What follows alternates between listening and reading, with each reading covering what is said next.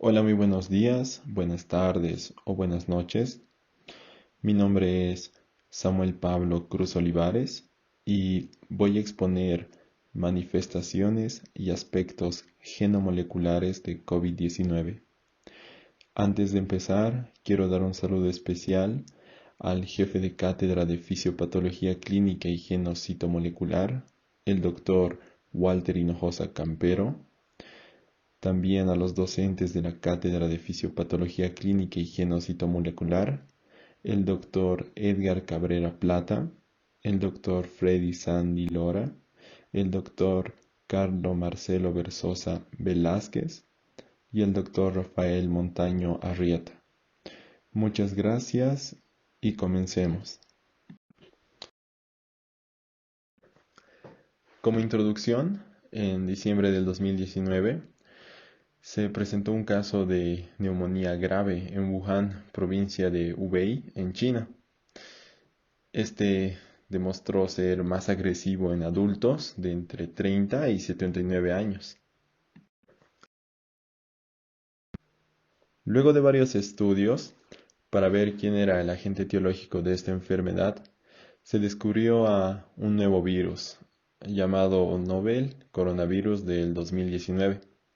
Este es genéticamente relacionado pero distinto del SARS-CoV. Hoy en día está llamado como SARS-CoV-2, que es causante de COVID-19, que por sus siglas significa enfermedad de coronavirus 2019. El 11 de marzo del 2020, la OMS llama a una alerta de pandemia.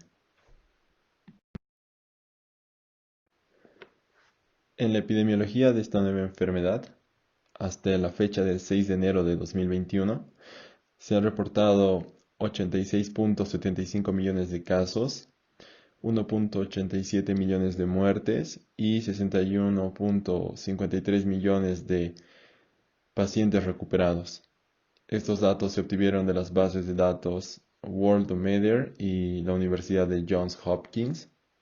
Además, en Bolivia se reportó hasta el martes 5 de enero de 2021 1.597 nuevos casos.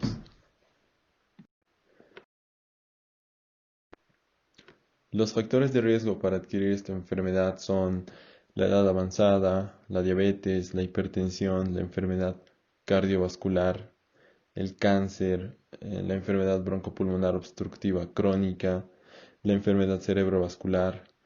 Además, se publicó un artículo en la New England Journal of Medicine en el cual aumenta algunos factores de riesgo, como ser la obesidad, la drepanocitosis y las enfermedades crónicas renales. Este artículo original, también publicado en la New England Journal of Medicine, nos indica que el grupo sanguíneo a comparación del grupo sanguíneo O, tiene un riesgo elevado para tener COVID-19. Y como complemento, el grupo ABO aún se encuentra en estudio. Acerca de la transmisión, en un artículo publicado en la New England Journal of Medicine con un título de leve o moderado COVID-19, se puede observar que existe una división de estadios de la infección, los cuales son presintomático, sintomático y posintomático. En base a esto, el artículo indica que solo el estadio presintomático y el sintomático son capaces de transmitir la enfermedad, a comparación del postsintomático que no es capaz de transmitir la enfermedad. La OMS clasifica los casos en tres: en caso sospechoso, caso probable y caso confirmado. El caso sospechoso es aquella persona que tuvo contacto con alguna persona que dio positivo, COVID positivo, y presentó un síntoma. El caso probable es aquella persona que tuvo contacto en alguna zona que que dio positivo a COVID y además presenta un síntoma. Y el caso confirmado es aquella persona que luego de hacerse el test de COVID da positivo.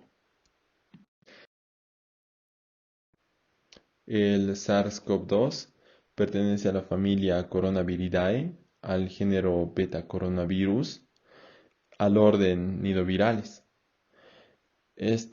Bueno, este va a entrar a la clasificación de los coronavirus de importancia en la salud humana. Esta clasificación se divide en dos grandes grupos, en los adquiridos en la comunidad, que se encuentran asociados a una enfermedad respiratoria leve, y los zoonóticos, que se encuentran asociados con una enfermedad respiratoria grave. Como lo habíamos mencionado, el SARS-CoV-2 va a pertenecer a los zoonóticos, que va a ser el causante de la enfermedad de COVID-19. Este, al ser zoonótico, va a tener un hospedero intermediario, y su posible hospedero intermediario es el murciélago. En esta diapositiva podemos observar el árbol filogenético de los coronavirus. Los coronavirus que humanos adquiridos en la comunidad se muestran en azul, los coronavirus zoonóticos en rojo, los coronavirus que fueron encontrados en murciélagos en verde y otros coronavirus de animales se los muestra en negro. Hablando de la estructura viral del SARS-CoV-2, este va a tener una forma esférica e irregular. Tiene un diámetro de 120 a 160 nanómetros. Es un virus RNA de cadena simple con una polaridad positiva y con una longitud de 30.000 ribonucleótidos. Además, este va a tener proteínas transmembrana que le van a dar el aspecto de una corona y de ahí viene su nombre de coronavirus. El genoma del SARS-CoV-2 está conformado por 30 kilobases con 15 marcos de lectura abiertos que van a llegar a formar hasta 28 proteínas. Es algo inusual en un virus de este tipo. Las proteínas que van a formarse, los dos primeros tercios del genoma van a formar proteínas no estructurales y el resto va a formar proteínas estructurales. En esta tabla podemos observar a las proteínas no estructurales del SARS-CoV-2 y sus funciones, de las cuales la tipo 2 y la tipo 11 tienen funciones desconocidas aún, pero el resto principalmente se basa en funciones que van a apoyar, que van a proteger al virus, como por ejemplo la tipo 3, que van a bloquear la respuesta inmune innata del huésped y van a promover la expresión de citoquinas. Las proteínas estructurales son la proteína M de membrana, la proteína E de envoltura, la proteína S de spike o de espícula y la proteína N o nucleoproteína. En esta diapositiva se puede observar las proteínas estructurales a más detalle. En la imagen de la izquierda se tiene a la morfología del SARS-CoV-2. Se puede observar la proteína M, que es una proteína transmembrana, que va a contar con 3 dominios transmembrana y su función es dar forma a los viriones. La proteína E, que es igual a una proteína transmembrana, la de envoltura, va a servir para el ensamblaje y liberación del virus. La proteína N, que se encuentra dentro del virus, del virión, va a presentar 2 dominios y estos van a tener la capacidad de unirse al genoma del ARN del virus. Además, esta proteína N es un antagonista del interferón. La proteína S, o también conocida como glicoproteína espicular, Es una proteína estructural, la más importante del virus, ya que esta le permite unirse a su célula blanco. Esta se va a unir al receptor de la enzima convertidora de angiotensina tipo 2. Esta tiene mayor afinidad que el SARS-CoV. Esta proteína S va a ser un trímero formada por 3 péptidos. Cada péptido puede tener dos configuraciones, o una configuración up que le permite unirse a este receptor, o una configuración down que no le permite unirse al receptor. De los 3 péptidos, 2 péptidos van a estar en configuración down, es decir, que no se van a unir al receptor, y un péptido va a estar en configuración up, que es decir, que se va a unir al receptor. En esta imagen podemos observar la replicación viral. Todo empieza con la proteína S del virus SARS-CoV-2, que se va a adherir al receptor de la enzima convertidora de angiotensina tipo 2. Una vez que se unen, una vez que se adhieren, entonces va a actuar una proteasa, la TMPRSS2, la cual va a tener la función de clivar a la proteína S en dos subunidades, en la subunidad S1 y S2. La subunidad S2 va a ser aquella que le va a dar la capacidad de introducirse al virus dentro de la célula por medio de endocitosis y va a formar un endosoma en la célula. Este endosoma, este endosoma va a provocar la pérdida de la envoltura del virus y este va a liberar su material genético, que como lo habíamos mencionado es una cadena de ARN simple. Este ARN se va a dirigir al ribosoma de la célula y va a empezar la traducción de proteínas. Estas proteínas, como ya lo habíamos dicho, por medio de su genoma, van a ser proteínas estructurales y no estructurales. Entre las proteínas estructurales y además, claro, va a existir la replicación viral del ARN. Las proteínas estructurales, la S, la M y la E, van a fijarse en la membrana del retículo endoplásmico y en la membrana del aparato de Golgi, como ya se ve en la parte derecha de la imagen. Y estas luego van a rodear y van a envolver lo que es el nuevo ARN del virus. Luego el aparato de Golgi va a conformar vesículas para que liberen al virus por medio de exocitosis.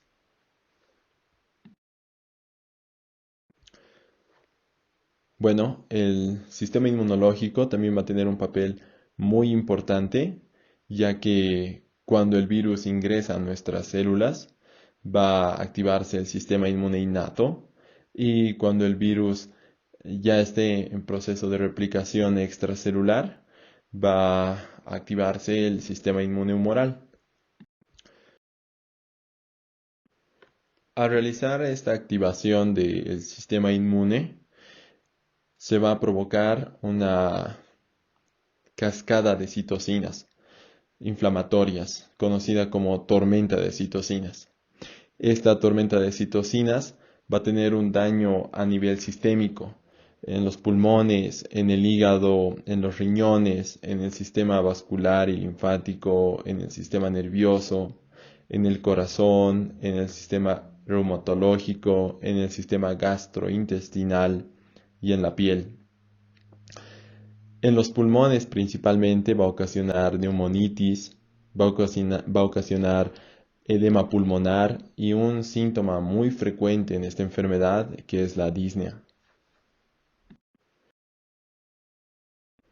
En este artículo publicado en la New England Journal of Medicine por investigadores, se vio cuáles eran las características clínicas principales a nivel del pulmón en pacientes infectados con COVID. Primero, en la imagen de la izquierda podemos observar una neumonía intersticial. En la imagen del centro podemos observar una red capilar pulmonar con la presencia de angiogénesis intususceptiva, además de un daño del endotelio. Y en la imagen de la derecha podemos observar un parénquima pulmonar donde nos señala que existen microtrombos, específicamente en los alvéolos intraalveolares y en las paredes alveolares y tabiques interalveolares.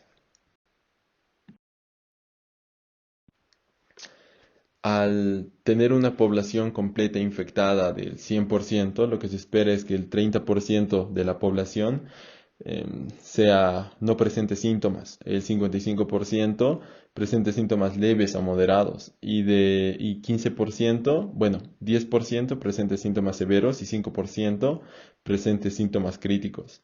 Y estos, en comparación con la tasa de letalidad, se espera que los pacientes que no presentan síntomas, entonces tengan una tasa de letalidad del 0%. Los con síntomas leves a moderados también del 0%.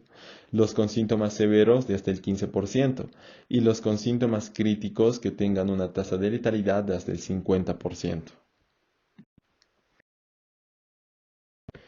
En el artículo publicado en la revista Cuadernos con el título Breve Historia de Fisiopatología del COVID-19, clasifica los síntomas clínicos de COVID en 4 grupos: los síntomas clínicos leves, los síntomas clínicos moderados, la enfermedad severa y la enfermedad crítica. Estos dos últimos, que son la enfermedad severa y la enfermedad crítica, nos pone algunos criterios y nos dice que si cualquiera de sus criterios son válidos o el paciente los llega a tener, entonces este paciente entra a este grupo de personas.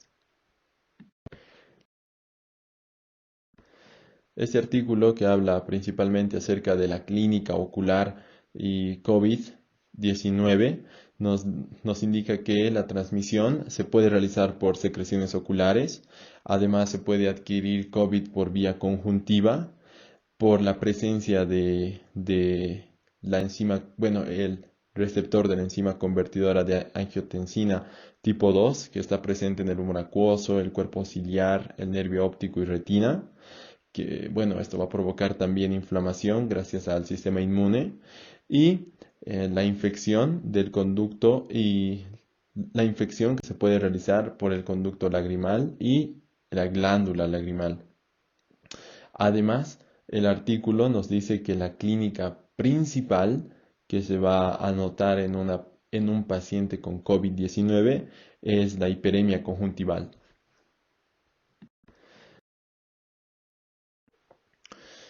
En este artículo, publicado en los archivos de la Sociedad Española de Oftalmología, nos narra una paciente COVID positivo que que acude al servicio de oftalmología con motivo de nistagmos. Se plantea que que SARS-CoV-2 presenta un tropismo por el tejido nervioso y este es el causante de dicho nistagmo. Este artículo, que fue publicado en la revista de Neurología, nos narra el caso de un paciente COVID positivo que asiste al servicio por dolor intenso en la cabeza, por cefalea intensa. Por lo cual, el servicio decide realizar una TAC, la cual muestra focos microhemorrágicos. Esto probablemente sea debido a la presencia de COVID-19. Este artículo, que fue publicado en la revista de Gastroenterología y Hepatología, nos indica cuáles son los síntomas principales a nivel gastrointestinal que se pueden observar en un paciente COVID positivo. Entre estos tenemos la diarrea, la anorexia, náuseas y vómitos. Estos 4 que se presentan con mayor frecuencia. Y el dolor abdominal y sangrado digestivo, que se presentan con menor frecuencia. Este artículo, publicado en el Acta Otorrinolaringológica Española, con el título de Alteraciones del olfato en la COVID-19, revisión de la evidencia e implicaciones en el manejo de la pandemia, nos indica que no hay apoyo de evidencia científica acerca de la anosmia. siendo este un síntoma que no está científicamente comprobado que venga sí o sí de COVID-19. Muchas gracias por su tiempo. Espero que tengan un gran día.